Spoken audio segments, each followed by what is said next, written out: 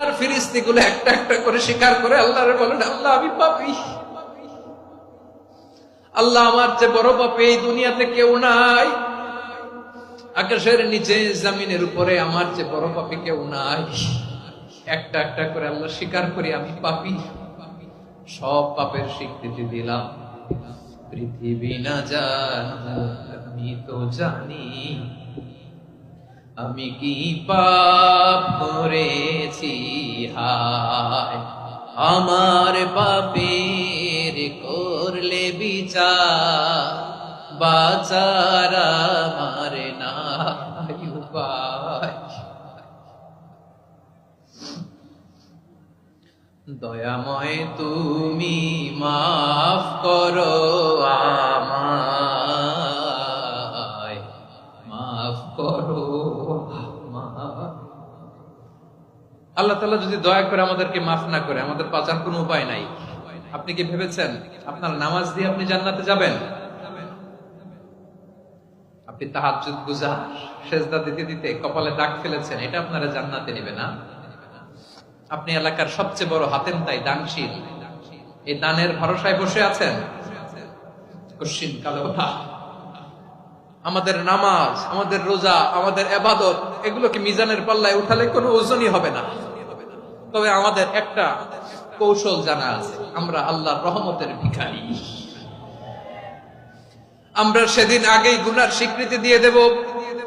আমরা বলবো, আল্লাহ তুমি প্রশ্ন করার আগে তোমার একটা কথা বলি, আমারে কিছু জিজ্ঞেস করো না, আমি সব করেছি। এমন কোন পাপ নাই যে পাপ আমারে দিয়ে হয় নাই। তোমার রহমত দিয়ে তুমি জান্নাতে পাঠাবা, তোমার দয়ায় জান্নাতে যেতে চাই, আমল দিয়ে না। পারবেন বলতে? কিয়ামতের দিন আমরা বলবো, আল্লাহ আমার আমল দিয়ে জান্নাত চাই না, আমি তোমার দয়া দিয়ে জান্নাত চাই। তোমার দয়া ছাড়া আমার কোনো উপায় নাই।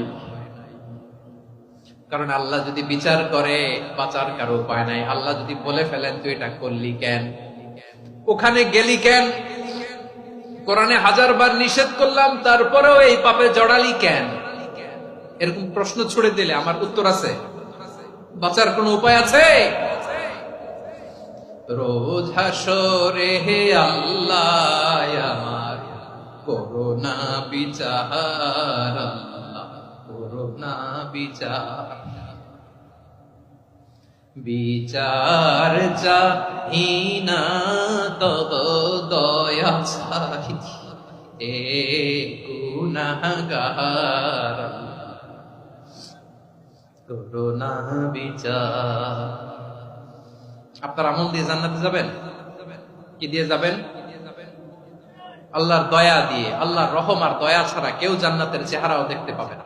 আজকে আমরা যে টপিকটা নিয়ে আলোচনা করব সেটা হচ্ছে, আমরা যে জীবনে বিপদে পড়ি, আমরা বিপদে পড়লে আমাদেরকে উদ্ধার করে কে? আল্লাহ ছাড়া আমাদের বাঁচানোর কেউ আছে? উদ্ধার করার কেউ আছে? রক্ষা করার কেউ আছে?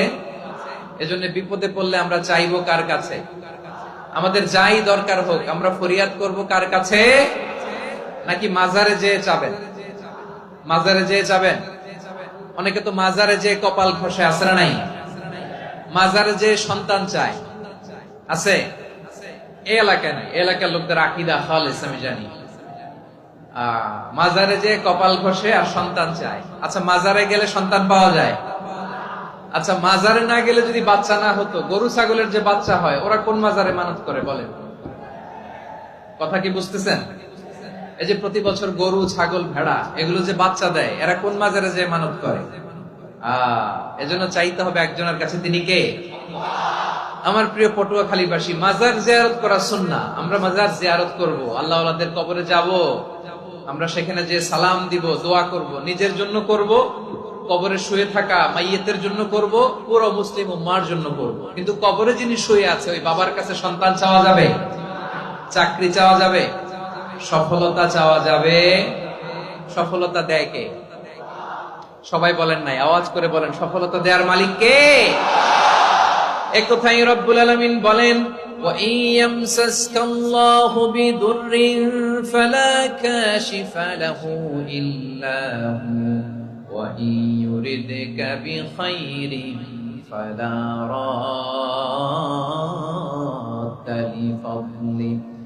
يصيب به من يشاء من عباده وهو الغفور الرحيم الله أكبر আল্লাহ বললেন ওয়া ইয়ামসাসকাল্লাহু বিদুররিন ফালা কাশিফা লাহু ইল্লা হু আল্লাহ যদি তোমাকে কোনো বিপদ স্পর্শ করায় আল্লাহ যদি তোমারে কোনো বিপদে ফেলে দেয় ওই বিপদ থেকে উদ্ধার করার তিনি ছাড়া আর কেউ নাই জোরে বলেন ঠিক কি না তিনি যদি কোনো বিপদে ফেলেন তিনি ছাড়া বিপদ থেকে উদ্ধার করার কেউ নাই আর তিনি যদি তোমার প্রতি কোনো অনুগ্রহ করতে চান ওই অনুগ্রহ ঠেকিয়ে দেওয়ার ক্ষমতাও কারো নাই আল্লাহ যদি আপনার সফলতা দিতে চায় পৃথিবীর কোন শক্তি ওই সফলতাকে থামাতে পারে এজন্য আল্লাহ বললেন খবরদার চিন্তার আকীদা খালিস করে নাও ওয়া ইয়ামসাসকাল্লাহু বিদুররিন ফালা কাশিফা লাহু ইল্লা হু আল্লাহ বিপদে ফেললে বিপদ থেকে উদ্ধার করার কেউ থাকে না আর আল্লাহ যদি তোমার প্রতি দয়া দেখাতে চান অনুগ্রহ করতে চান ওই অনুগ্রহকে প্রতিরোধ করার মতো ক্ষমতা কারো নাই তিনি তার বান্দাদের মধ্য থেকে যাকে ইচ্ছা তাকে দেন যত ইচ্ছা তত দেন তিনি ক্ষমাশীল তিনি মেহেরবান সুবহানাল্লাহ তিনি ক্ষমাশীল তিনি মেহেরবান তাহলে এই আয়াত থেকে আমরা বুঝতে পারলাম আমরা যদি বিপদে পড়ি আমাদেরকে কেউ বাঁচাতে পারে না আমার বাবা আমারে বাঁচাতে পারে হ্যাঁ আমার মা আমাকে বাঁচাতে পারে আমার বন্ধু আমারে বাঁচাতে পারে আমার দলের কর্মী আমাকে বাঁচাতে পারে আমার পীর সাহেব আমারে বাঁচাতে পারে আমার পটুয়াখালীর ভাইয়েরা খেয়াল রাখবেন বাঁচাতে পারে এক মহান সত্তা উদ্ধার করতে পারে এক মহান সত্তা চিৎকার করে বলুন তিনি কে আবার আল্লাহ বললেন আম্মাই ইউজিবুল মুত্তাররা ইযা দাআহু ওয়া ইয়াকশিফুস সুআ ওয়া ইয়াজআলুকুম খুলাফাআল আরদ আইলাহুম মা'আল্লাহ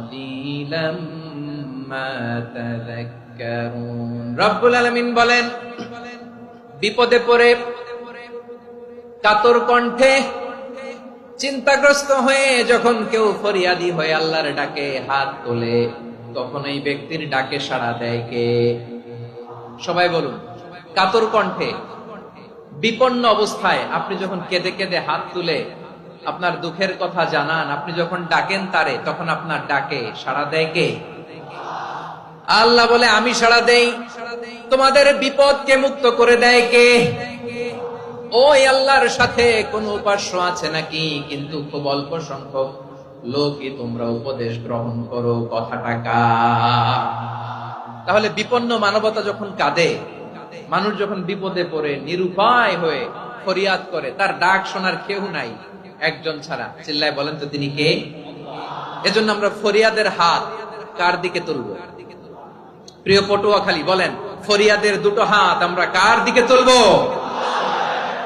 এবং খেয়াল রাখতে হবে মাথার সাথে সেট করে নিতে হবে আল্লাহ ছাড়া আমাকে উদ্ধার করার কেউ নাই এই পৃথিবীতে কেউ আপন না প্রিয় ভাইরা বিপদে পড়লে বোঝা যায় কেউ আপন না আপন শুধু একজন মহান সত্তা তিনি কে এটা কি আপনারা খেয়াল রাখতে পারবেন হ্যাঁ বিপদে আপদে কেউ আমাদের বাঁচাতে পারে না তরাতে পারে না মুক্তি দিতে পারে না উদ্ধার করতে পারে না একমাত্র আমার প্রভু ছাড়া আল্লাহ ছাড়া চিল্লায় বলেন ঠিক কিনা এবং প্রিয় পটুয়াখালীর ভাইয়েরা মাথার সাথে এটা সেট করে নিতে হবে যে আমাদের পুরো জীবনটাই পরীক্ষা পুরো জীবনটাই কি the life is a test পুরো জীবনটাই পরীক্ষা এই জীবনে বিপদ আসবে আপদ আসবে পরীক্ষা আসবে সবার জীবনে এটা থাকে এক একজনের পরীক্ষা এক এক রকম আমার পরীক্ষা এক রকম মাসুদ ভাইয়ের পরীক্ষা এক রকম চৌধুরী সাহেবের পরীক্ষা এক রকম আপনার পরীক্ষা এক রকম ওনার পরীক্ষা আবার আরেক রকম পুরো পৃথিবীটাই পরীক্ষা ক্ষেত্র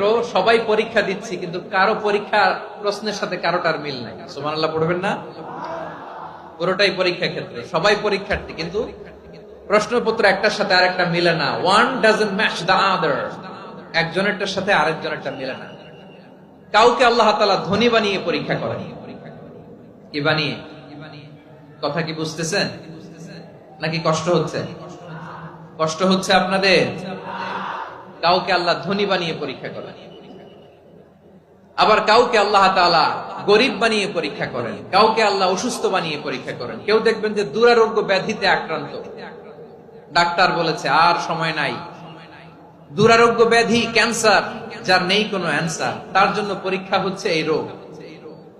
আরেক লোক দেখবেন তার আবার রোগ বালাই নাই, মাশাআল্লাহ, তাকে আল্লাহ তাআলা আর্থিক দৈন্যতা, দারিদ্রতা দিয়ে পরীক্ষা করছেন। এরকম আছে না নাই?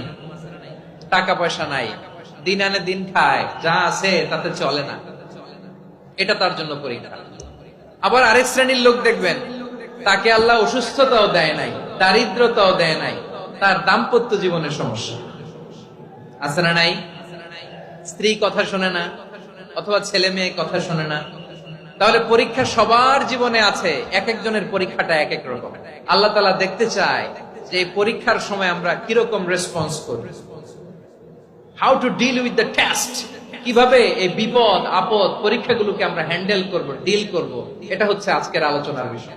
বুঝতে পেরেছেন সবাই আমার প্রিয় ভাইয়েরা? তাহলে পরীক্ষাময় আমাদের জীবন, বিপদ আপদ পরীক্ষা, এটা মানুষের পিছু ছাড়ে না, সবার জীবনে পরীক্ষা আছে। নবীদের জীবনেও পরীক্ষা ছিল। সাহাবারা জিজ্ঞেস করেছেন, ইয়া রাসূলুল্লাহ, আইয়ুন নাসি আশাদ্দু বালাআন ফিদ দুনিয়া, এই দুনিয়ার বুকে কাদের পরীক্ষা সবচেয়ে বেশি? বিশ্বনবী বলেছেন, আল আম্বিয়া, এই পৃথিবীতে সবচেয়ে বেশি পরীক্ষা আল্লাহ তাআলা নিয়ে থাকেন নবীদের। কাদের? নবীদের। সুম্মাল আমসাল ফাল আমসাল, এরপরে নবীদের পরের স্তরে যারা, তাদের পরীক্ষা। এরপরে তাদের পরের স্তরে যারা, তাদের পরীক্ষা। সিদ্দিকীনদের, শুহাদাদের, সালিহিনদের, আল্লাহওয়ালাদের, যার ঈমান যত মজবুত তার জীবনে পরীক্ষাও তত বেশি। চিল্লায় বলেন ঠিক কিনা? তাহলে মুমিনরা, বিশ্বাসীরা, আমরা কি পরীক্ষা বিপদ আপদে ভয় পাই? হ্যাঁ, বিপদ দেখলে ভয় লাগে আপনাদের? ভয় লাগে? হ্যাঁ, না, মুমিনরা বিপদে ভয় পায় না, তারা হতাশ হয় না, সুবহানাল্লাহ, তারা নিরাশ হয় না। বিশ্বাসীরা হাল ছেড়ে দেয় না, তারা ভরসা রাখে একজনের উপর। চিল্লায় বলতে হবে তিনি কে? কারণ মুমিন জানে the grief isn't permanent, the test isn't permanent, the struggle in our life isn't permanent. আমাদের জীবনের দুঃখ, কষ্ট, স্ট্রাগল, এগুলো পার্মানেন্ট নয়। After every difficulties there is an ease. সব কষ্টের পরেই একটা সুখ আছে না নাই? রব্বুল আলামিন বলেন, ফা ইন্না মাআল উসরি ইউসরা, ইন্না মাআল উসরি ইউসরা, ভয় পেও না, চিন্তা করো না, কষ্টের সাথেই আমি রেখে দিয়েছি স্বস্তি। সুবহানাল্লাহ বলেন। মুমিন জীবনে বিপদ যত বেশি, কষ্ট যত বেশি, তার সামনে সফলতা তার চেয়েও বেশি। ঠিক কিনা বলেন? কারণ বিশ্বাসীরা জানে রাত্রি যত গভীর হয়, সুবহে সাদিকের সময় তত আগাতে থাকে। গর্ভবতী নারীর পেটের ব্যথা যত বাড়তে থাকে, ঘরে নতুন মেহমান আগমনের সময় ঘনাতে থাকে।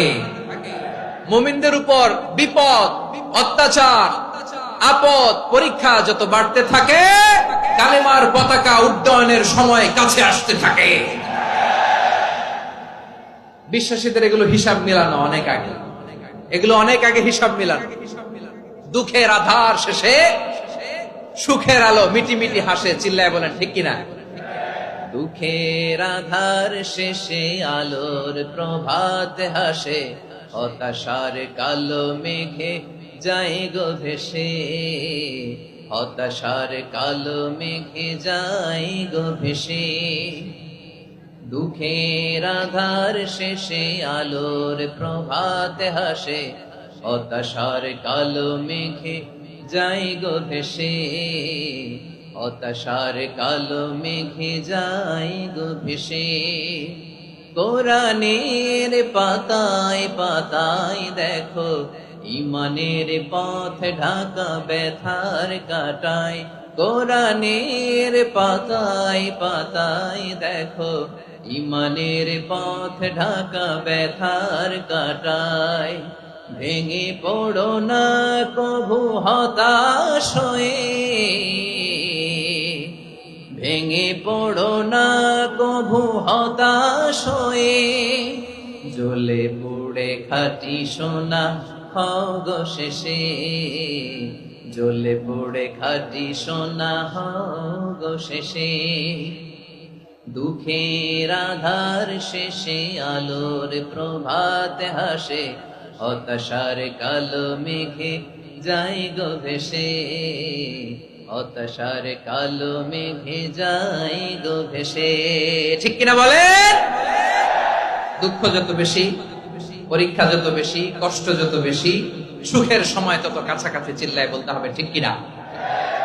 এজন্য মুমিন জীবনে পরীক্ষা বেশি, মুমিনদের হতাশা নাই।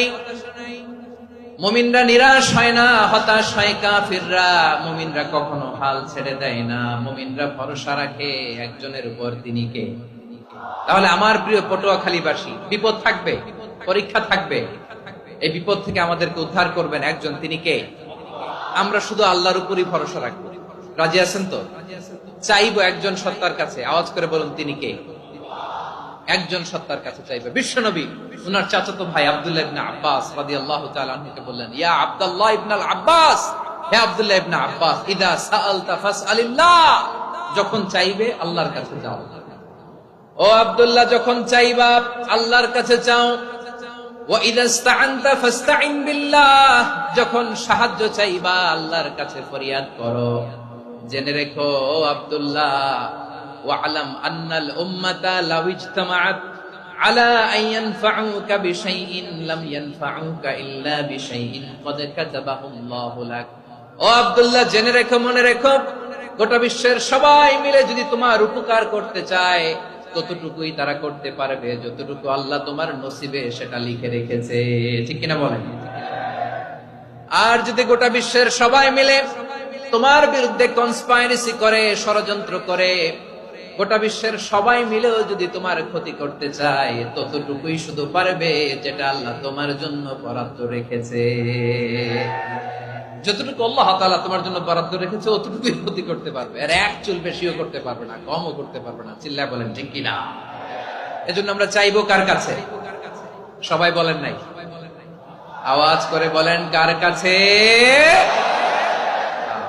সব সময় আমরা আল্লাহর কাছে চাইবো, বিপদে আপদে, সুখে দুঃখে, সচ্ছল অবস্থায় অসচ্ছল অবস্থায়, পরাজয়ের সময় বিজয়ের সময়, সব সময় আমরা ভরসা রাখবো কার উপর? সবাই বলুন। একদল লোক আছে যারা বিপদে পড়লে আল্লাহরে ডাকে, আছে না নাই? পটুয়াখালীতে মাশাআল্লাহ নাই।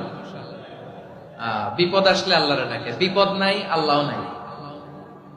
বিপদে পড়লে নামাজ পড়ে, বিপদও নাই নামাজও নাই। বিপদে পড়লে জিকির করে, বিপদ যখন চলে যায় ওদের জিকিরও বন্ধ হয়ে যায়। এরকম আছে না নাই? কিছু লোক দেখবেন পরীক্ষা আসলে নামাজ পড়ে, আছে আছে। জেনজি আওয়াজ করো, এরকম আছে? এই কমন পড়ে গেছে, কমন পড়ছে। দেখবেন পরীক্ষার সময় নামাজ পড়ে, পরীক্ষাও নাই নামাজও আছে। এরকম কিছু লোক আছে অসুস্থ হলে আল্লাহরে বড্ড ভালোবাসে, আল্লাহরে খুব ডাকে। অসুস্থ হইলে অসুস্থতাও নাই, আল্লাহ স্মরণও নাই। দেখবেন কিছু লোক নির্বাচন আসলে খুব আল্লাহওয়ালা হয়ে যায়, তখন দেখবেন মাথার মধ্যে হেজাব লাগায়, পাঞ্জাবি লাগায়, আল্লাহওয়ালা হয়ে যায়। নির্বাচনও নাই, এরপরে আল্লাহর কথাও নাই। আছে না নাই? না, এরকম হওয়া যাবে না। সব সময় আমরা আল্লাহরে ডাকবো, বিপদে আপদে সব সময় ভরসা রাখবো আমরা একজনের উপর। আওয়াজ করে বলেন তিনি কে? এ কথায় আল্লাহ তাআলা আমাদের চোখে আঙ্গুল দিয়ে জানিয়ে দিলেন, ফাইদা রাকিবু ফিল ফুলকি দা'আউল্লাহা মুখলিসিনা লাহুদ্দিন ফালাম্মা নাজ্জাহুম ইলাল বাররি ইযা হুম ইউশরিকুন। আল্লাহ বলে একদল লোক আছে, তারা যখন নৌযানে চড়ে, জলযানে চড়ে, সাগরের মধ্যে যখন জাহাজে চড়ে, লঞ্চে চড়ে, তারা যখন তুফানের সম্মুখীন হয় তখন তারা আল্লাহরে বড্ড বেশি ডাকে, একান্ত ভাবে ডাকে, বিশুদ্ধ চিত্তে ডাকে। আবার তুফান থেকে তাদেরকে সেফ জোনে নিয়ে, নিরাপদ জোনে নিয়ে যখন বন্দরে আমি আল্লাহ তাদেরকে ফিরিয়ে দেই, ওই লোকগুলো আবার আমি আল্লাহর সাথে শিরিক করে। এরকম আছে না নাই? জাহাজে উঠছে, সাগরের মাঝখানে তুফান, ওই সময় দেখবেন আল্লাহ কারে কয়? এই কথা তো আপনাদেরকে বোঝানো সহজ, আপনারা তো নদীর দেশের মানুষ। লঞ্চে চড়েন নাই কারা কারা দেখি? লঞ্চে চড়ছেন? হ্যাঁ, লঞ্চে চড়ে নাই এরকম একজনও নাই এখানে। আচ্ছা, লঞ্চে উঠছেন কে কে দেখি? মাশাআল্লাহ, মাশাআল্লাহ, মাশাআল্লাহ। ঠিক আছে, আপনাদের বোঝানো সহজ। আচ্ছা, লঞ্চে উঠে তুফানের সম্মুখীন হয়েছেন, জলোচ্ছ্বাস সবাই? মাশাআল্লাহ। তো এই ওয়াজ তো আপনাদের মুখস্থ, ঠিক কিনা বলেন? আমার বলার দরকার নাই, বলেন। মাঝ নদী, তুফান, জলোচ্ছ্বাস, জলের মধ্যে উচ্ছ্বাস, ঢেউ, টর্নেডো, সাইক্লোন, মেঘের ঘনঘটা, পরিবেশ ঘুটঘুটে অন্ধকার, লঞ্চ একবার এদিকে আরেকবার ওইদিকে, ভিতরে কি অবস্থা হয় বলেন তো? হ্যাঁ, তখন মুসলিম আল্লাহর ডাকে, হিন্দু আল্লাহর ডাকে, ঠিক কিনা বলেন? আস্তিক আল্লাহর ডাকে, নাস্তিক আল্লাহর ডাকে, ঠিক কিনা? লঞ্চের ভেতর, স্টিমারের ভেতর কান্নারে রোল পড়ে যায়, চিৎকারের রোল পড়ে যায়, সবার মুখ দিয়ে শুধু একটা আওয়াজ, লা ইলাহা লা ইলাহা লা ইলাহা সুবহানাল্লাহ আলহামদুলিল্লাহ লা ইলাহা। আল্লাহ নামের জিকির করবে যারা, আল্লাহর কাছে প্রিয় তারা, আল্লাহর কাছে প্রিয় যারা, জান্নাতে প্রবেশ করবে তারা, জোরে লা ইলাহা লা ইলাহা ইল্লাল্লাহ লা ইলাহা ইল্লাল্লাহ মুহাম্মাদুর রাসূলুল্লাহ সাল্লাল্লাহু আলাইহি ওয়াসাল্লাম। আমার প্রিয় পটুয়াখালীবাসী, তাহলে লঞ্চের ভেতরে যখন আমরা তুফানের মধ্যে পড়ি, তখন সবাই মিলে আমরা একটা নামের জিকির করি। নামটা কার? মুসলমানেরাও ডাকে, হিন্দুরাও ডাকে, আস্তিকও ডাকে, নাস্তিকও ডাকে, সবাই ডাকে একজনকে। তিনি কে? আবার দেখবেন ওই আল্লাহ তুফানের পরে, ঝড়ের পরে ওই লঞ্চটাকে যখন সদর ঘাটে ফিরিয়ে দেয়, আবার আমরা নাফরমানি শুরু করে দেই। সে কোথায়? আল্লাহ বললেন, ফাইদা রাকিবু ফিল ফুলকি দা'আউল্লাহা মুখলিসিনা লাহুদ্দীন ফালাম্মা নাজ্জাহুম ইলাল বাররি ইযা হুম ইউশরিকুন। সাগরে যখন তুফানে পড়ে আমি আল্লাহর ডাকে, আবার আমি আল্লাহ যখন বাঁচিয়ে দেই, আবার আমি আল্লাহর সাথে শিরিক শুরু করে। আমরা কি এরকম হতে চাই নাকি? এরকম করবেন? হ্যাঁ না, আমরা তুফানে পড়লেও আল্লাহরে ডাকি, আবার বাঁচায় দেওয়ার পরেও ডাকি কারে? আল্লাহকেই ডাকি। বিমানের মধ্যে মাঝে মাঝে দেখবেন যে এয়ার টার্বুলেন্স হয়, জানেন? এয়ার টার্বুলেন্স জানেন তো? মাঝে মাঝে বিমানটা বাউন্সিং করে, বাম্পি, ভেরি বাম্পি ওয়েদার। শোনেন নাই? 40,000 ফিট উপরে যখন থাকে, তখন পাইলট মাঝে মাঝে বলে, dear passengers, ladies and gentleman, right now we are flying 40,000 feet above the ground and we are passing very air turbulence, very heavy air turbulence right now. Please fasten your seat belt. দেখবেন মাঝে মাঝে বলে যে, ভদ্র মহিলা, ভদ্র মহোদয়গণ, আমরা 40,000 ফিট উপর দিয়ে যাচ্ছি আর এয়ার টার্বুলেন্স ফেস করছি, মেহেরবানি করে আল্লাহর হস্তে সিট বেল্ট বাঁধুন। তখন বিমানটা এরকম বাউন্সিং করে, শেকিং করে। আপনারা মুখোমুখি হয়েছেন? ইদানিং এই এয়ার টার্বুলেন্স বেড়ে গিয়েছে। গত বছর আমার ইন্টারন্যাশনাল অনেকগুলো ফ্লাইট ছিল, তো আমি দেখলাম যে আগের ফ্লাইটগুলোর তুলনায় এখন এয়ার টার্বুলেন্স খুব বেশি। আমি একটু রিসার্চ করে দেখলাম, ক্লাইমেট চেঞ্জের কারণে, জলবায়ু পরিবর্তনের কারণে আকাশের বাতাসের মুভমেন্টে পরিবর্তন হয়েছে, ফলে এখন বিমান শেকিং করে বেশি, বাউন্সিং, বাম্পি ওয়েদার। তো বলেন তো, 40,000 ফিট উপরে যখন আপনি, কয় হাজার ফিট? সবাই বলুন, কয় হাজার ফিট? 40,000 ফিট উপরে যখন আপনি, তখন যখন বিমানটা এরকম বাউন্সিং করে, সবাই যখন ভমিটিং করে বিমান নষ্ট করে দেয়, বমি করে, তখন বাঁচানোর কে আছে আল্লাহ ছাড়া? কেউ আছে? ওই মুহূর্তেও সবাই মিলে একজনকে ডাকে আওয়াজ করে বলেন তিনি কে? মাঝে মাঝে কিছু সোশ্যাল মিডিয়ায় কিছু ভিডিও পাওয়া যায় যে হেভি যখন এয়ার টার্বুলেন্স হয় 10 সেকেন্ড 15 সেকেন্ডের কিছু ভিডিও পাওয়া যায়, বিমানটা এরকম বাউন্সিং করছে, বাম্পি ওয়েদার, কাঁপছে, মানুষগুলো বমি করছে, অক্সিজেন মাস্কগুলো সব ঝুলে পড়েছে, বিমানটা শুধু কাঁপছে। তখন দেখবেন বিমানের ভেতরেও এরকম লঞ্চের মতো চিৎকার আছে না নাই? বিমানের ভেতরেও তখন চিৎকার। গত বছর হিথ্রো এয়ারপোর্ট থেকে সিঙ্গাপুর এয়ারলাইন্সের একটা ফ্লাইট হিথ্রো টু চাঙ্গি একটা ফ্লাইটে এমন বেশি এয়ার টার্বুলেন্সের শিকার হয়েছিল ওই এয়ারক্রাফটটা, 33 জন যাত্রী সেখানে আহত হয়েছে, একজন যাত্রী নিহত হয়েছে। কেবিন ক্রুজ, এয়ার হোস্টেস যারা আছে, একজনের নাক ফেটে, চোখ ফেটে, কপাল ফেটে, ব্লিডিং হয়ে শয়লা। প্রিয় ভাইয়েরা, 40,000 ফিট উপরে বিমানটা যখন কাঁপবে তখন আমাদেরকে আল্লাহ ছাড়া আর কেউ বাঁচানোর আছে? এত আস্তে বললে হবে? ওই কঠিন মুহূর্তে আমার বাবা আমারে বাঁচাতে পারে, আমার বন্ধু আমারে বাঁচাতে পারে। এই গ্রাউন্ডে, জমিনের বুকে আমার প্রোটোকল, আমার ক্ষমতা, আমার দাম্ভিকতা কোনো কিছু আমারে বাঁচাতে পারে? একজন ছাড়া, চিল্লায় বলতে হবে তিনি কে? সে আল্লাহ বললেন, গোলাম আমি বিপদের সময় ঠিকই তোমাদের বাঁচিয়ে নেই। ওই বিমানের ভেতরে 40,000 ফিট উপরে যখন তোমরা এয়ার টার্বুলেন্সের শিকার হও, তখন নাস্তিকও আল্লাহরে ডাকে, হিন্দু আল্লাহরে ডাকে। জোরে বলেন ঠিক কিনা? আবার বিমানটা যখন শান্ত হয়ে যায়, একটু পরেই বিমানের স্ক্রিনের মধ্যে হিন্দি সিনেমা খোঁজে। বিমানের স্ক্রিনে কিন্তু বিশাল ওখানে আফলাম ফিল্মের একেবারে বুঝাই করা। বিমানটা শান্ত হলে আবার হিন্দি সিনেমা দেখা শুরু করে। একটু আগে ডাকছিল কারে? দেখবেন বাংলাদেশে আমাদের ক্রিকেটাররা যখন অন্য কোনো দেশের সাথে খেলে, অনেক সময় এমন হয় বল বাকি একটা, রান দরকার 6টা। বল বাকি কয়টা? পটুয়াখালী বোঝে নাই বোধহয়। বল বাকি কয়টা? রান দরকার। আপনি দেখবেন ক্যামেরাম্যান তখন গ্যালারিতে খালি দেখায় দর্শকদের যে কি অস্থিরতা।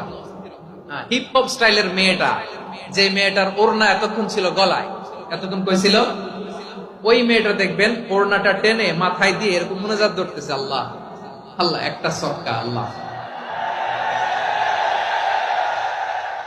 আল্লাহ, আমার লাল সবুজের পতাকারে তুমি অপমানিত কইরো না আল্লাহ, ইন্ডিয়ার সাথে আমাদের খেলা আল্লাহ আল্লাহ, একটা সক্কা, একটা। পুরো খেলা জুড়ে এই মেয়ের ওড়না ছিল গলায়, কিন্তু যখন 1 বলে 6 রান দরকার, ওড়না চলে আসছে কোথায়? মাথায়। আবার মুনাজাত আছে না নাই? ঠিকই বাংলাদেশের দামাল ছেলে এমন এক শট মারলো, বল চলে গেল স্টেডিয়ামের বাইরে, ছক্কা, জিতে গেলাম আমরা। পুরো স্টেডিয়াম জুড়ে চিৎকার, হই হুল্লোড়, মৌজ মাস্তি। যেই মেয়েটা মাথার মধ্যে ওড়না দিয়ে এতক্ষণ সুবহানাল্লাহ সুবহানাল্লাহ বলে আল্লাহর কাছে দোয়া করেছে, ওই মেয়ে এখন আবার ওড়না ফেলে দিয়ে নাচা শুরু করে দিয়েছে। তাহলে আল্লাহর ভয়, আল্লাহর প্রতি আস্থা, বিশ্বাস, ভালোবাসা, এটা কি ক্ষণিকের জন্য? মানে আমার যখন লাগবে তখন আল্লাহর ইউজ করবো নাকি? হ্যাঁ, বিপদে আপদে, সুখের সময় দুঃখের সময়, সচ্ছল অসচ্ছল অবস্থায় বিশ্বাসীরা ভরসা রাখে একজনের উপর। চিৎকার করে বলো, পটুয়াখালী তিনি কে? সে আল্লাহ বললেন, গোলাম মনে করো না জাহাজ থেকে সদরঘাটে ভিড়িয়ে দিলাম, তুমি নিরাপদ হয়ে গেছো। মনে করো না 40,000 ফিট থেকে সেফ ল্যান্ডিং এর পরে এয়ারপোর্টে নেমে গেলেই তুমি নিরাপদ হয়ে গেছো। ও মিয়া, বিপদ কি শুধু সাগরে আর আকাশে? ঘরের বিপদও, ঘরের ভেতরও বিপদ আসতে পারে কি পারে না? এজন্য সূরা মুলক আল্লাহ বললেন, আমিনতুম মান ফিস সামাই আন ইয়াকসিফা বিকুমুল আরদা ফাইদা হিয়া তামুর। তোমরা কি ভাবছো তোমরা নিরাপদ? সাগরের মধ্যে তুফান, আল্লাহ আল্লাহ ডাকলাম, সদরঘাটে যে পড়ছে, বেঁচে গেছেন তো আপনি। আর পাবে আপনারে আল্লাহ? আল্লাহর তো সাগরের মাঝখানে তো আল্লাহ আপনারা পাইছিল, আর তো পাবে না। আর পাবে আপনারে? আর আল্লাহ ধরতে পারবে আপনারে? ঘরের ভেতরও বিপদ দিয়ে আটকাতে পারে কে? 5 স্টার 7 স্টার হোটেলের ভেতরও আমাকে বিপদের মধ্যে ফেলে দিতে পারেন কে? আল্লাহ বললেন তোমরা কি ভেবেছো তোমরা নিরাপদ? আমি চাইলে ল্যান্ডস্লাইডস, ভূমি ধস দিয়ে 1 লক্ষ 1 মুহূর্তে নিয়ে যেতে পারি। এক সুনামি দিয়ে থাপ্পড় মেরে 3 লক্ষ সাগরের ভেতরে ঢুকায় দিতে পারি। 1 সেকেন্ডও লাগে না আমার। أم أمنتم من في السماء أن يرسل عليكم حاصبا فستعلمون كيف نذير। আল্লাহ চাইলে আকাশ থেকে পাথর বৃষ্টি নাজিল করতে পারেন কি পারেন না? এই মুহূর্তে এখানে ভূমিকম্প দিতে পারেন কি পারেন না? আচ্ছা, ভূমিকম্প যখন হয় আমাদের কারো হুঁশ থাকে? আপনি মনে করছেন আমরা সাধারণ মানুষ, আমরা দৌড় দেই, আর প্রেসিডেন্ট প্রধানমন্ত্রী ওনারা বুঝি খাটে শুয়ে থাকে? কথা বুঝে নাই বোধহয়। ভূমিকম্প, আর্থকোয়েক যদি হয়, বাঁচার জন্য আমরা কি করি? হয় খাটের তলায়, ডাইনিং টেবিলের নিচে, উপরে শক্ত কিছু আছে এটার নিচে, অথবা ঘর থুইয়া দেও দৌড়। তো প্রধানমন্ত্রী উনি কি করে? প্রেসিডেন্ট উনি কি করে? হ্যাঁ, উনি খাটের মধ্যে যে শুয়ে থাকে নাকি? উনিও দৌড়, সাধারণ মানুষও দৌড়, প্রধানমন্ত্রীও দৌড়, বাড়িওয়ালাও দৌড়, ভাড়াটিয়াও দৌড়, সবাই দৌড়। নাকি ভাড়াটিয়ারা বাড়ি থুইয়া দৌড়, বাড়িওয়ালারা আর বেরোয় না? এরকম? তাহলে যে কোনো মুহূর্তে ভূমিকম্প দিয়ে নাস্তানাবুদ করতে পারে কে? আমার প্রিয় ভাইয়েরা, আমরা নিরাপদ নই, আমরা তার দয়ায় বেঁচে আছি। কার দয়ায়? এজন্য আল্লাহ বললেন, গোলাম যে কোনো মুহূর্তে বিপদ দিয়ে তোমাদেরকে নাস্তানাবুদ করতে পারি। বিশ্বাসী বলে যদি নিজেকে দাবি করো, সব সময় ডাকতে হবে একজন সত্তাকে। বলেন তিনি কে? এই কথা ক্লিয়ার? এই সবগুলো উদাহরণ শেষে সবার কাছে ক্লিয়ার হয়েছে না যে বিপদ থেকে, আপদ থেকে, পরীক্ষা থেকে, ক্যালামিটি থেকে আমাদেরকে কেউ বাঁচাতে পারে না একজন সত্তা ছাড়া। আবারও বলেন তো তিনি কে? ক্লিয়ার? হ্যাঁ, সবাই বুঝতে পারছেন? আচ্ছা, এবার আমরা দেখি বিষ্ণু ইসলামের জীবনে বিপদ আপদ ছিল কিনা। উনি বিপদ আসলে কিভাবে ডিল করতেন, বিপদ আসলে কোন দোয়া পড়তে হয়, কিভাবে ফরিয়াদের হাত উত্তোলন করতে হয়, কিভাবে রবের দরবারে নতজানু হয়ে ফরিয়াদ করতে হয়, এটা জানার দরকার আছে না নাই? আসুন আমরা বিষ্ণুনবীর জীবনী থেকে দেখি বিপদ আসলে উনি কি করতেন। বিপদ আসলেই প্রথমে বিষ্ণুনবী ইসলাম একটা দোয়া পড়তেন। কি পড়তেন? তিনি পড়তেন ইন্না লিল্লাহি ওয়া ইন্না ইলাইহি রাজিউন। নিশ্চয় আমরা আল্লাহর জন্য, নিশ্চয় আমরা কার দিকে ফিরবো ভাই? আবার কার দিকে ফিরবো? আওয়াজ করে বলুন তো, আমরা এসেছি কার কাছ থেকে, আবারও ফিরে যাব কার কাছে? এজন্য বিষ্ণুই পড়ছেন ইন্না লিল্লাহি ওয়া ইন্না ইলাইহি রাজিউন। নিশ্চয় আল্লাহর জন্য, ওই আল্লাহর দিকেই আমরা ফিরে যাব। তারপরে বিষ্ণুই পড়তেন আল্লাহুম্মা আজুরনি ফি মুসিবাতি ওয়াখলুফ লি খায়রাম মিনহা। একসাথে প্রথমে পড়তেন ইন্না লিল্লাহি ওয়া ইন্না ইলাইহি রাজিউন, তারপর পড়তেন আল্লাহুম্মা আজুরনি ফি মুসিবাতি ওয়াখলুফ লি খায়রাম মিনহা। মানে আল্লাহ, এই যে আমি বিপদে ধৈর্য ধারণ করলাম, এটার সব তুমি আমারে দাও, আর যেটা হারালাম এর চেয়ে ভালো কিছু দিয়ে মেকআপ করে দিও, ভালো কিছু দিয়ে বদল করে দিও। সুবহানাল্লাহ পড়েন। তাহলে বিপদ আসলে আমরা কি পড়ব? কথা বলেন।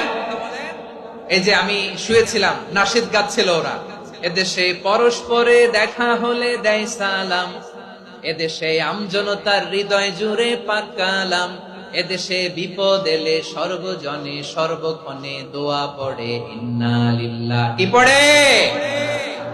সুবহানাল্লাহ সুবহানাল্লাহ সুবহানাল্লাহ সুবহানাল্লাহ। এদেশে আজান শুনে সূর্য ওঠে শহর গ্রামে, এদেশে আজান শুনে সূর্য ডুবে সন্ধ্যা নামে, এদেশে সকল কাজে সবাই বলে বিসমিল্লাহ, এদেশে ভালো কিছু দেখে শুনে হাসি মুখে সবাই বলে মাশাআল্লাহ। সুবহানাল্লাহ পড়ে। তাহলে বিপদ এলে আমরা কি পড়ি? কথা বুঝলে সবাই উত্তর দিতে হবে। বিপদ এলে কি পড়ি? তাহলে বিপদ এলেই আমরা এখন থেকে ইন্না লিল্লাহ পড়ব, নাকি হাই হুতাশ করবেন? একদল আছে হাই হুতাশ করে, হায় আল্লাহ রে মোর কি হইল রে, মুই কি হরমু রে, মুই কমবে যামু রে। আছে না নাই? এরকম বিলাপ করতে নিষেধ করেছেন বিশ্বনবী। কি করব, কই যাব, কি হবে, হায় হায়, এরকম হাহুতাশ আছে না নাই? বিশ্বাসীরা হাহুতাশ করে না, তারা ইন্না লিল্লাহ পড়ে। কি পড়ে? মনে থাকবে?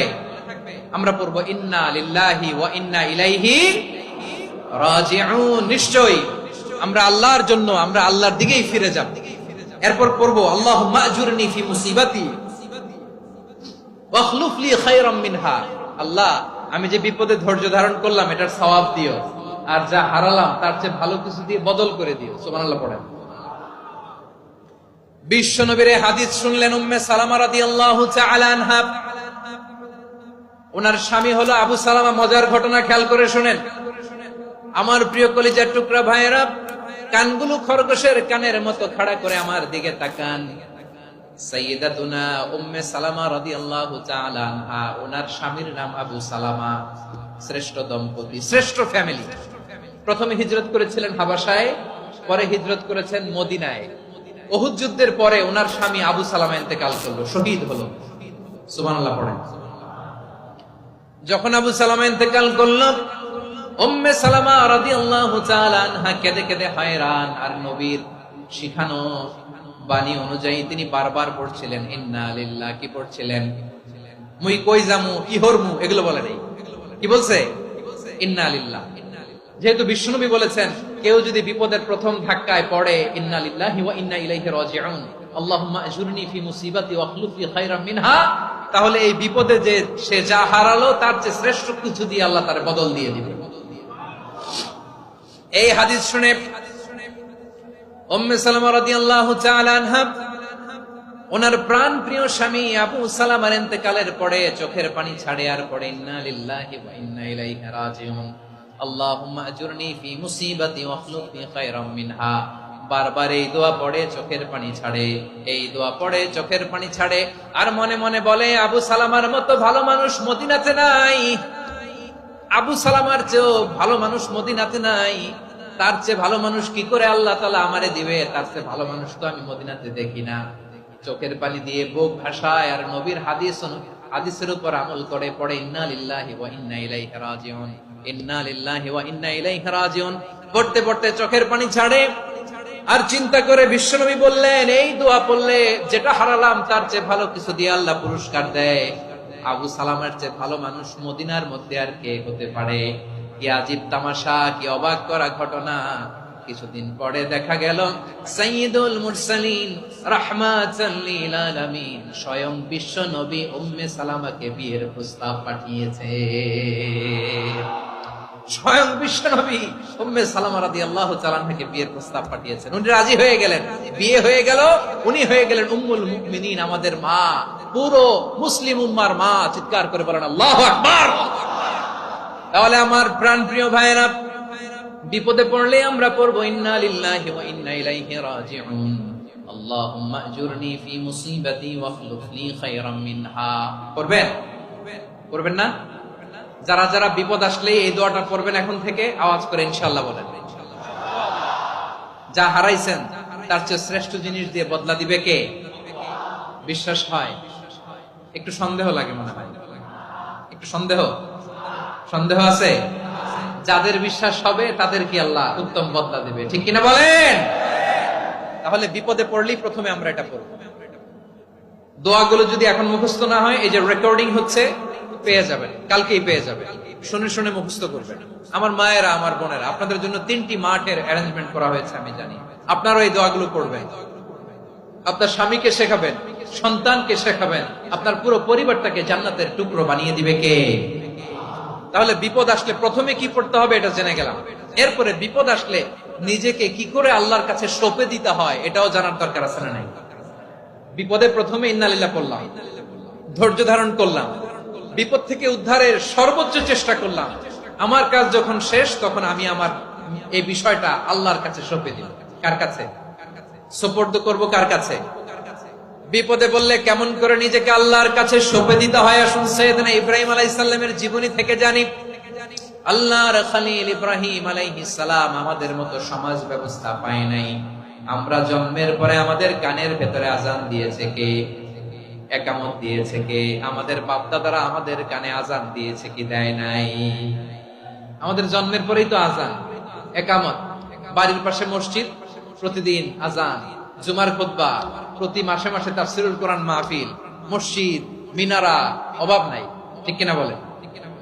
আপনি যেই সুন্দর ইসলামিক এনভায়রনমেন্ট পেয়েছেন, আমাদের ইব্রাহিম খালিল উনিও কি এরকম পেয়েছিলেন? হ্যাঁ, উনি জন্মের পর পরে ওনার কানে আজান দিছে কেউ? আমার প্রিয় ভাইরা, আগা গোড়া একটা শিরকি পরিবেশ উনি জন্মগ্রহণ করেছেন।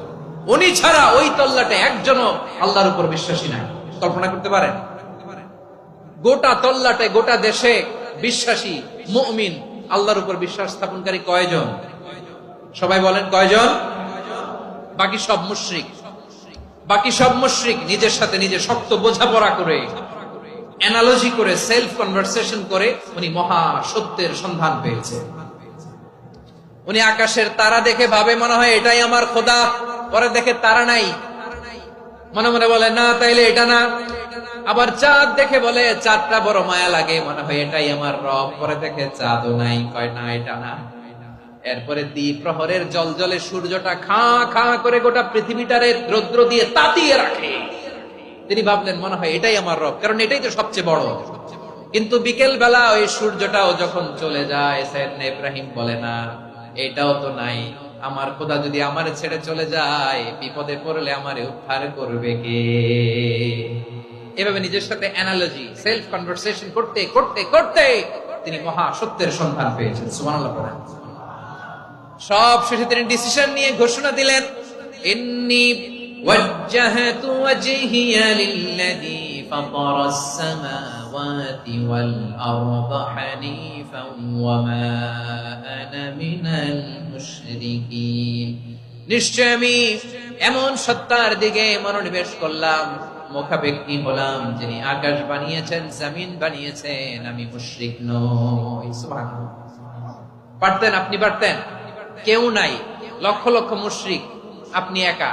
ওনার মতো এরকম বিচক্ষণতা দিয়ে আল্লাহরে খুঁজে পাইতে পারতেন আপনি? কি নবী ছিল, আল্লাহকে খুঁজে পেয়েছে। যখন আল্লাহর ইবাদত শুরু করলো, এই কথা ছড়ায় পড়লো চারদিকে। নমরুদ সাইয়েদনা ইব্রাহিমকে ডেকে পাঠালেন। নমরুদ বলে, ইব্রাহিম তুমি নাকি মূর্তির পূজা না করে কোন নতুন রবের ইবাদত করো, কে তোমার রব? সাইয়েদনা ইব্রাহিম বললেন, রব্বি আল্লাযী ইউহয়ী ওয়া ইউমীত, আমি এমন রবের ইবাদত করি যিনি জীবন দেন, যিনি মৃত্যু দেন। নমরুদ বলে, তাই নাকি? তোমার রব জীবন দেয়, মৃত্যু দেয়, আর এটা তো আমি দেই, আমিও তো জীবন দেই, আমিও তো মৃত্যু দেই।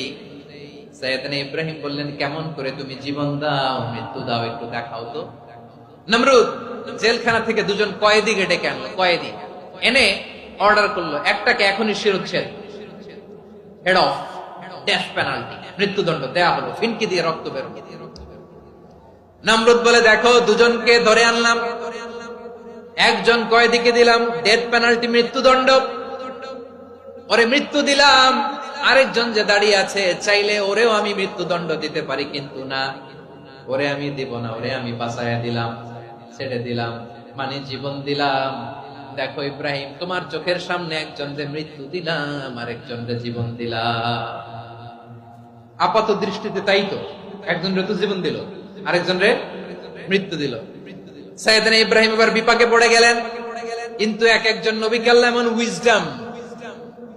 এমন উইজডম বিচক্ষণতা দিয়ে এই জমিনে পাঠিয়েছেন, মুহূর্তের মধ্যে আল্লাহর খলিল ইব্রাহিম বললেন, ফাইন্নাল্লাহা ইয়াতি বিশ-শামসি মিনাল মাশরিকি ফাতি বিহা মিনাল মাগরিব ফাবুহিতাল্লাযী কাফার। আল্লাহর খলিল ইব্রাহিম বললেন, নমরুদ বুঝলাম তুমি জীবন দাও, মৃত্যু দাও, দেখলাম, কিন্তু আমার রব, আমার আল্লাহ প্রতিদিন সকাল বেলা উষা লগ্নে ওই পূর্ব দিগন্ত থেকে সূর্যটাকে উদিত করেন, সাঁঝের বেলা, বিকেল বেলা, কুথুরি লগ্নে, সন্ধ্যা বেলা ওই দ্বিপ্রহরের জল জলে সূর্যটাকে পশ্চিম দিগন্তে ডুবিয়ে দেন। মানে সকাল বেলা পূর্ব দিক থেকে উদিত করা সূর্যটাকে পশ্চিম দিকে বিকেলে তিনি ডুবিয়ে দেন। তুমি যদি পারো ওই সূর্যটাকে পশ্চিম দিক থেকে উদিত করে পূর্ব দিকে ডুবিয়ে দাও। সুবহানাল্লাহ পড়বেন না? দেখেন, ইনস্ট্যান্ট ইন্টেলেক্ট, মুহূর্তে বিচক্ষণতা, উইজডম কাকে বলে? নমরুদ পারবে? নমরুদের বাপ পারবে? ওর দাদা, ওর 14 গোষ্ঠী, গোটা বিশ্বের সব ক্ষমতাধর রাষ্ট্রনায়করা একসাথে হলে পারবে? ফাবুহিতাল্লাযী কাফার পারে নাই, ব্যর্থ হয়েছে। এবার তেলে বেগুনে জ্বলে উঠেছে, রেগে মেগে আগুন বলে ফালকুহু ফিল জাহিম, ওর সাথে তর্ক নাই, না পেরে এবার এটারে আগুনে ফেলা। বিশাল বিশাল গাছ কেটে লাকড়ি এনে আগুনের কুণ্ডলি বানানো হলো, দাও দাও দাও দাও করে আগুন জ্বলে। আল্লাহর খলিল ইব্রাহিমকে আগুনে নিক্ষেপ করা হবে। আল্লাহর খলিল সাইয়েদনা ইব্রাহিমের হাতের মধ্যে রশি দিয়ে টাইট করে বাঁধা হলো, পায়ের মধ্যেও টাইট করে রশি দিয়ে বাঁধা হলো। আল্লাহর খলিল ইব্রাহিমকে আগুনের কুণ্ডলির মধ্যে ফেলা হবে। ও মিয়া, আপনি যে বিপদের কারণে ভয় পান, হতাশ হন, এটা কোনো বিপদ ওনার বিপদের সামনে? পটুয়াখালী আওয়াজ করে বলুন, সাইয়েদনা খলিল ইব্রাহিমের বিপদের সামনে আমাদের বিপদগুলো কোনো বিপদ?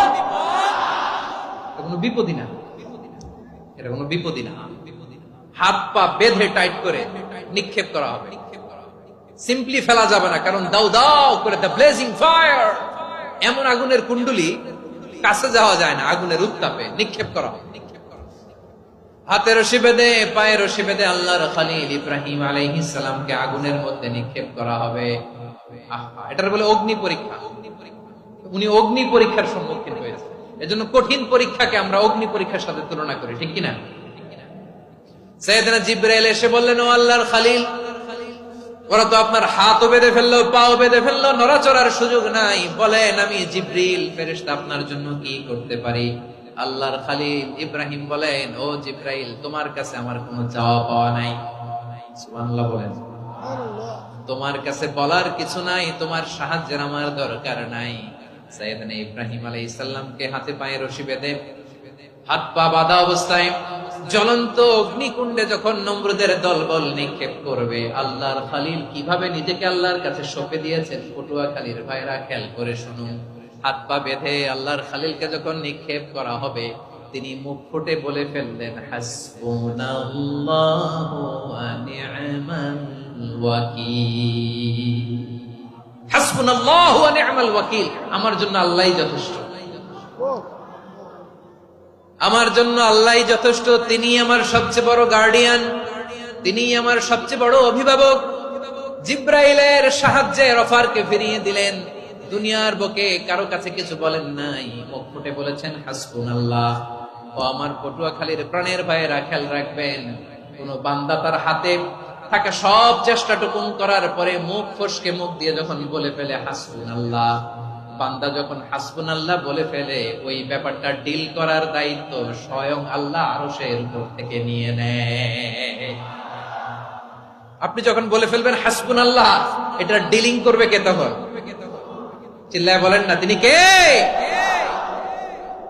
বান্দা তার সাধ্যের সবটুকু চেষ্টার পরে নতজানু হয়ে যখন বলবে হাসবুনাল্লাহ, আল্লাহ তুমি আমার জন্য যথেষ্ট, নি'মাল ওয়াকিল, তুমি আমার শ্রেষ্ঠ অভিভাবক, তখন তার কি দরকার না দরকার এটা ডিল করে স্বয়ং আল্লাহ। নিক্ষেপ করা হলো সাইয়েদনা ইব্রাহিমকে অগ্নিকুণ্ডলিতে। হাজার হাজার মানুষের দৃশ্য দেখার জন্য জড়ো হয়েছে এরকম বিশাল ময়দানে। কিন্তু কি অবাক করা ঘটনা, সবাই ভয় পাচ্ছিল, না জানি কি হয়ে যায়। আল্লাহর খলিলকে যখন আগুনের কুণ্ডলিতে নিক্ষেপ করা হয়, আল্লাহর খলিল ইব্রাহিম আগুনের কুণ্ডলির মধ্যে বসে বসে মানুষগুলোর দিকে তাকিয়ে হাসতে শুরু করে দেয়। কারণ আকাশ থেকে রব্বুল আলামিন স্পেশাল ভার্ডিক্ট নাজিল করেছেন, স্পেশাল হুকুম জারি করেছেন, কুল্লা ইয়া নারু কুনি বারদান ওয়া সালামান আলা ইব্রাহিম। ও আগুন, খবরদার, সৃষ্টি শুরু থেকে তোকে একটা ধর্ম আমি বাতলে দিয়েছিলাম, তোর ধর্ম, আগুনের ধর্ম হলো যা পাবে জ্বালিয়ে সারখার করবে।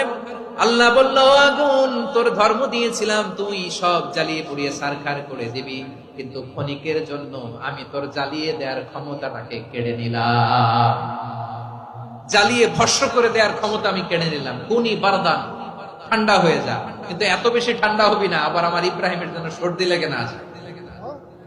সুবহানাল্লাহ, এত আস্তে বললে হবে? কুনি বারদান, বারদ মানে বরফ, ঠান্ডা, ঠান্ডা হ, কিন্তু এত ঠান্ডা হবি না যাতে আমার ইব্রাহিমের কষ্ট হয়। আগুন বলে, আল্লাহ একবার বললাম ঠান্ডা হ, আবার বরফ, এত ঠান্ডা হবি না যাতে খলিলের সর্দি না লাগে। কেমন ঠান্ডা হব, কেমন এনভায়রনমেন্ট তৈরি করে দেব বলো? আল্লাহ বললেন, সালামান আলা ইব্রাহিম, আমার খলিল, আমার কলিজা, আমার ইব্রাহিমের জন্য তুই জান্নাতের গুল বাগিচা হয়ে যা। ও ভাই, নবী মুসার মতো ঈমান হলে রাস্তা হবে সাগর জলে, নবী ইউসুফের মতন ঈমান হলে একে একে দরজা খোলে, নবী ইব্রাহিমের মতন ঈমান যদি আজও থাকে বিদ্যমান, অগ্নিকুণ্ডে দেখতে পাবে কবসরতে ফুল ভাগা। কুলনা ইয়া নারু কুনি বারদাও ওয়া সালামান আলা ইব্রাহিম। বান্দা যখন মুখ দিয়ে বলে হাসবুনাল্লাহ, আমার আল্লাহ আমার জন্য যথেষ্ট, এই বলে যখন নিজেকে সঁপে দেয়, তার কি লাগবে ওই দায়িত্ব স্বয়ং নিয়ে নেয় কে? সবাই বলেন, স্বয়ং নিয়ে নেয় কে? তাহলে আমার প্রিয় ভাইরা, বিপদের শুরুতেই আমরা বলবো ইন্না লিল্লাহ। শুরুতে কি বলবো? এরপরে যেই বাক্যটা পড়ে নিজের পরিস্থিতিকে আল্লাহর দরবারে সঁপে দিব, সেটা হচ্ছে হাসবুনাল্লাহ। সেটা কি? বিষ্ণু বলেন, লা ইয়াজালু লিসানুকা রাতাবান মিন যিকরিল্লাহ। সব সময় আল্লাহর স্মরণ দিয়ে, জিকির দিয়ে জিহ্বাটারে সিক্ত রাখো। আর শয়তানু জাসিমুন আলা কলবি ইবনে আদম, শয়তান বনি আদমের কলবে খামচি মেরে বসে থাকে। ফাইদা যাকারাল্লাহ খানাসা, মানুষ যখন আল্লাহর স্মরণ করে জিকির করে, শয়তান দৌড়ে পালায়। ওয়া ইদা গাফালা ওয়াসওয়াসা, যখনই বনি আদম গাফেল হয়, তখনই শয়তান তার হৃদয়ে ওয়াসওয়াসা দেয়।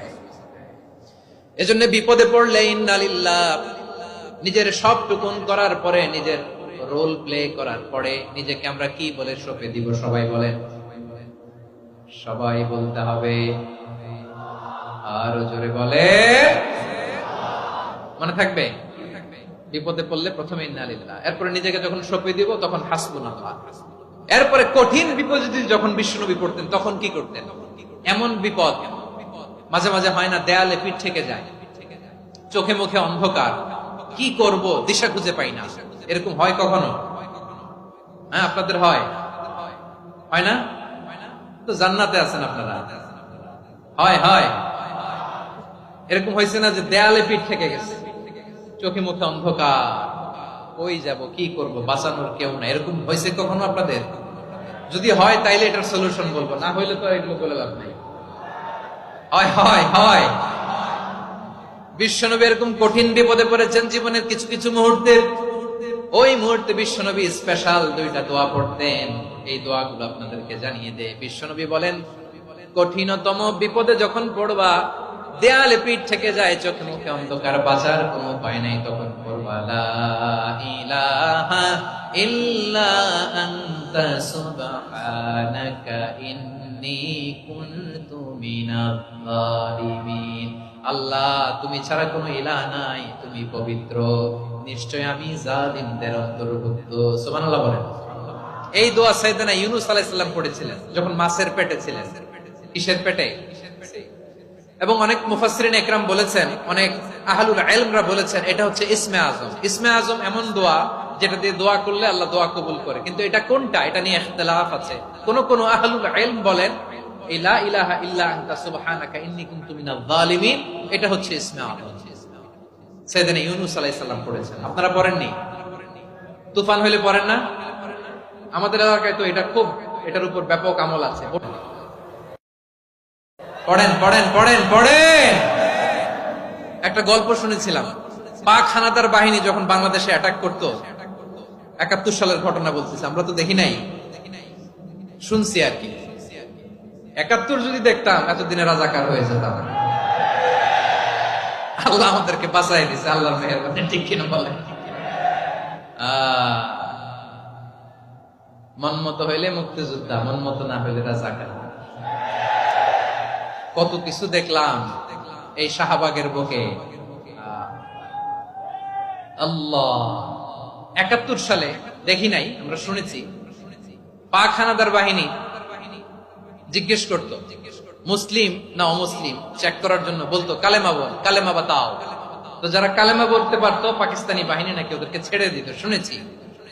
তো একজনকে, এক বাঙালিরে পেয়ে তার মাথার মধ্যে বন্দুকর নল ধরে বলতেছে, কালেমা বল সালে, কালেমা বাতা, কালেমা বল। তো ভয়ের চোটে এই দোয়া পড়া শুরু করছে। ও পড়তেছে লা ইলাহা ইল্লা আনতা সুবহানাকা ইন্নী কুনতু মিনাজ জালিমিন।